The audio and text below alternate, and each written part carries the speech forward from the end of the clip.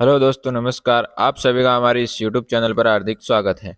तो आज हम बात करने वाले हैं राजस्थान आंगनवाड़ी भर्ती का जो ऑफिशियल नोटिफिकेशन है वो अलग अलग जो आपके पंचायत वाइज है वो जारी कर दिया गया है। तो उसके बारे में आज बात करने वाले हैं, जिसके अंदर हम बात करेंगे। यदि आप आंगनवाड़ी भर्ती के अंदर यदि आप रिक्वायर करना चाहते हैं तो इसके अंदर आपकी योग्यता है वो 10वीं पास रखी गई है, जिसके अंदर आपको कोई आवेदन शुल्क नहीं है। साथ ही 21 से 40 वर्ष के मध्य यदि आपकी आयु सीमा है तो आप इस रिक्वायरमेंट के लिए आवेदन है वो कर सकते हैं। तो इसके अंदर हम बात करने वाले हैं वे डिटेल के अंदर क्या क्या इसके अंदर प्रोसेस रहेगी, किस प्रकार आपको इसके लिए आवेदन करना है, उसके बारे में वीडियो के अंदर जानने वाले हैं। साथ ही हम इसके अंदर जानेंगे कि जो इसका आवेदन करना है वो किस प्रकार करना है, जो इसका आवेदन की प्रक्रिया है वो भी इस वीडियो के अंत के अंदर हम जानने वाले हैं कि किस प्रकार जो आपको ये फॉर्म दे रखा है, ये फॉर्म किस प्रकार आपको फुलफिल करना है, इस फॉर्म के बारे में अंदर भी हम जानने वाले हैं।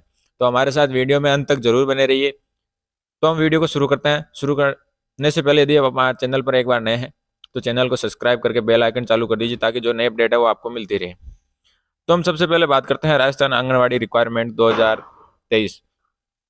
तो इसकी बात करें तो इसका जो ऑफिशियल जो नोटिफिकेशन है वो जिले वाइज अलग अलग जारी किया जाता है, जिसके अंदर राजस्थान आंगनवाड़ी भर्ती है तो प्रत्येक जिले के अंदर जो पंचायत स्तर की वैकेंसी है यह होने वाली है, जिसके अंदर आवेदनकर्ता महिला संबंधित ग्राम पंचायत का स्थानीय निवासी होना अनिवार्य है।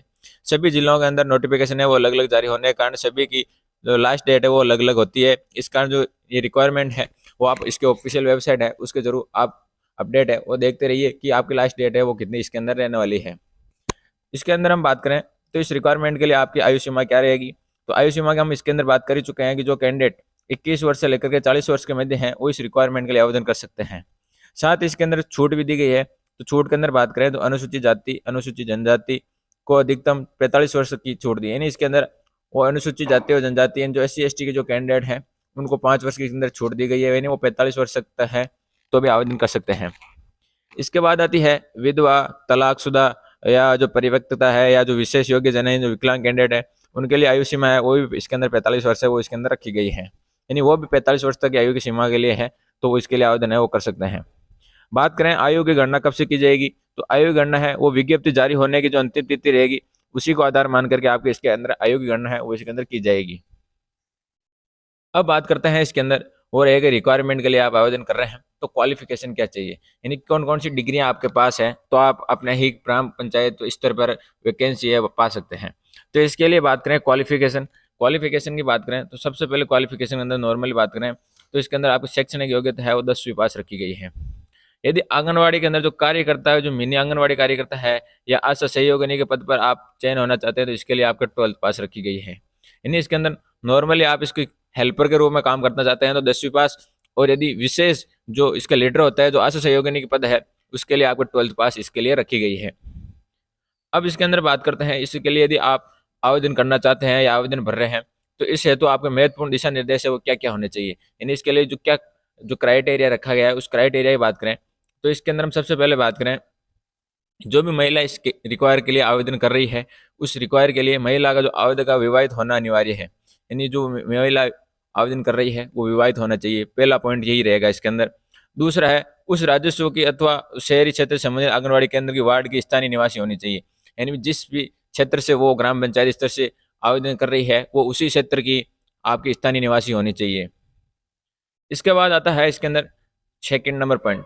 दूसरा नंबर पॉइंट है इसके अंदर जो आवेदन करता है जो महिला है उसे संबंधित ग्राम पंचायत की जो स्थानीय निवासी है तो उसके घर के अंदर शौचालय होना, नियमित रूप उपयोग संबंधी जो घोषणा पत्र है उसका अनिवार्य है, यानी उसके अंदर जो महिला है वो आवेदन कर रही है उसके घर के अंदर आपका सुलभ शौचालय है वो होना जरूरी है। इसके बाद बात करते हैं तीसरा पॉइंट आता है छात्र हेतु न्यूनतम 10वीं पास उत्तीर्ण होना चाहिए। फिर बात करते हैं कार्यालय द्वारा विज्ञप्ति जारी होने की तिथि की आवेदक की जो आयु सीमा है वो 21 से 35 वर्ष होनी चाहिए। साथ ही SC ST कैंडिडेट है उनके लिए 21 से 40 वर्ष, जिसके अंदर 5 वर्ष की छूट है वो इसके अंदर दी गई है, यानी 45 वर्ष होनी चाहिए। अगला पॉइंट है इसके अंदर वो है यदि आप आवेदन कर रहा है तो अपने आवेदन के साथ शैक्षणिक योग्यता के साथ प्रमाण पत्र, मूल निवास, जाति प्रमाण पत्र, आयु प्रमाण पत्र, विवाह प्रमाण पत्र, यदि विधवा है तो विधवा या तलाक का जो प्रमाण पत्र सर्टिफिकेट है वो इसके अंदर लगाएं। यदि विकलांग है तो उसका सर्टिफिकेट लगाएं। RACIT कर रखी है तो उसका सर्टिफिकेट, अन्य कोई एक्सपीरियंस है तो उसका भी सर्टिफिकेट लगाएं। यदि BPL से संबंधित है तो BPL का राशन कार्ड है वो भी इसके अंदर आपको अप्लाई करना है। इसके बाद बात करते हैं यदि आप आवेदन कर रहे हैं तो इसकी ऑफिशियल वेबसाइट है उस पर आपको अपडेट है वो आपको मिलती रहेगी तो आप इस पर एक बार विजिट करते रहिए। अब बात करते हैं इसके अंदर आती है जो क्वालिफिकेशन है इसके अंदर आपको यदि रिक्वायर कर रहे हैं तो इसके अंदर किस किस जो डॉक्यूमेंट है उसकी फोटोकॉपी वगैरह वो आपको लगने वाली है, तो उसकी बात करते हैं। तो बात करें फोटोकॉपी की, तो इसके अंदर सबसे पहले 10th और 12th की मार्कशीट है उसकी फोटोकॉपी आपके पास होनी अनिवार्य है, यानी ओरिजिनल मार्कशीट है उसकी फोटोकॉपी आपको इसके पीछे लगानी है। फिर इसके बाद आती है मूल निवास, जाति प्रमाण पत्र है, आपका आइडेंटिफिकेशन कार्ड यानी मतदाता पहचान पत्र है वो आपके पास होना चाहिए। फिर आपका राशन कार्ड, आधार कार्ड, इसी के साथ साथ आपने एक्सपीरियंस है कार्य का तो उसका सर्टिफिकेट होना जरूरी है, 1 वर्ष का सर्टिफिकेट है वो आपके पास होना चाहिए। फिर बात करते हैं इसके अंदर आप यदि विधवा है तो उसका सर्टिफिकेट आपके पास होना चाहिए। फिर तलाकशुदा कैंडिडेट है तो उसका आपका सर्टिफिकेट आपके पास होना चाहिए। RACIT कर रखी है तो RACIT का सर्टिफिकेट है। SC ST यानी पिछड़ा वर्ग से संबंधित है तो उसका सर्टिफिकेट और BPL कार्ड का सर्टिफिकेट आपके पास होना जरूरी है। इन जो जो डॉक्यूमेंट है इनकी फोटोकॉपी है वो आपको फॉर्म भरते समय उनके पीछे आपको लगानी है। अब बात करते हैं फॉर्म किस प्रकार भरना है, फॉर्म का जो लेआउट है वो किस प्रकार का होगा। बात करें तो इसका जो आपका परिफॉर्मा का जो एप्लीकेशन फॉर्म होगा वो आपको इस प्रकार दिखेगा। तो आपका एप्लीकेशन फॉर्म है, इसका जो लिंक है वो नीचे आपको डिस्क्रिप्शन के अंदर उपलब्ध करवा दिया गया है, वहां से आप क्लिक करके इसकी ऑफिशियल वेबसाइट पर या वहां से एप्लीकेशन फॉर्म है वो डाउनलोड कर सकते हैं। तो ये आपके सामने परिफॉर्मा दिख रहा है, इस प्रकार परिफॉर्मा आपको मिलने वाला है जिसके अंदर आपको जो डिटेल पहुंची जाती है वो आपको इसके अंदर भरनी है।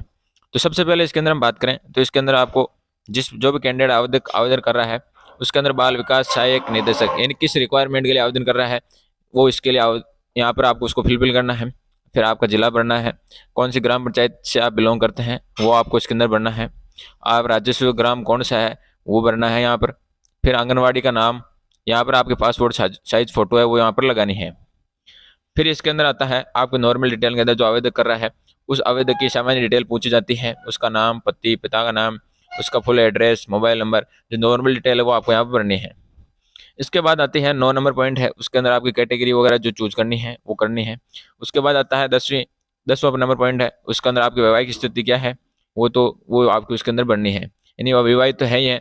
यदि आप विधवा है तो इसको क्लिक करिए, परित्यक्ता है या तलाकशुदा है तो अलग अलग आप जो कैटेगरी दी गई है उसको इसके अंदर क्लिक करना है। उसके बाद आता है वैवाहिक स्थिति, यहाँ पर आपको लिखनी है किस प्रकार की है, उसका सर्टिफिकेट है तो उसका जो आपके जो नंबर है वो आपको सीरियल नंबर वगैरह जो भी है वो यहाँ पर भरना है। फिर आता है पॉइंट नंबर 12। तो 12 नंबर पॉइंट है, इसके अंदर आपका आती है क्वालिफिकेशन, यानी जो आपने 8वीं पास कर रखी है तो उसको यहाँ पास होने का कि कौन से वर्ष में पास की, आपके किस बोर्ड से पास की गई है और जो इसका विवरण है कितने प्रतिशत वगैरह जो है वो इसके अंदर आप भरना चाहते हो तो भर सकते हैं। यदि आपने 2 number secondary, high secondary, nurse से टीचिंग कर रखी है, स्नातक डिग्री है, स्नातकोत्तर डिग्री है या आपने कंप्यूटर कोर्स वगैरह कर रखी है तो इस जो परफॉर्म है इसको आपको यहाँ पर भरना है। इसके बाद आती है इसके अंदर 13 नंबर पॉइंट, यानी आप आंगनवाड़ी के अंदर सहयोग किस पद के लिए आप रिक्वायर कर रहे हैं उससे संबंधित इसके अंदर डिटेल भरनी है। या अन्य कोई आप योग्यता विवरण देना चाहते हैं तो वो 14 नंबर पॉइंट के अंदर दे सकते हैं। फिर आता है 15 नंबर पॉइंट, यानी इसके अंदर आप BPL के अंदर शामिल हैं तो इसके अंदर हाँ करना है, नहीं है तो ये आप NFC है, अंत्योदय योजना है इसमें भी है तो इसमें के लिए हाँ करना है, नहीं है तो इनको छोड़ देना है।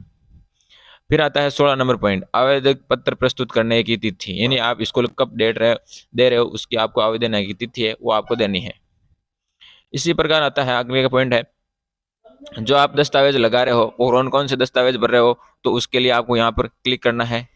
हाँ ये डॉक्यूमेंट मैंने ये डॉक्यूमेंट है वो आपको इसकी जो प्रतिलिपि है वो मैं आपने जो आपको प्रीफॉर्म एप्लीकेशन फॉर्म है उसके पीछे लगा रखी है।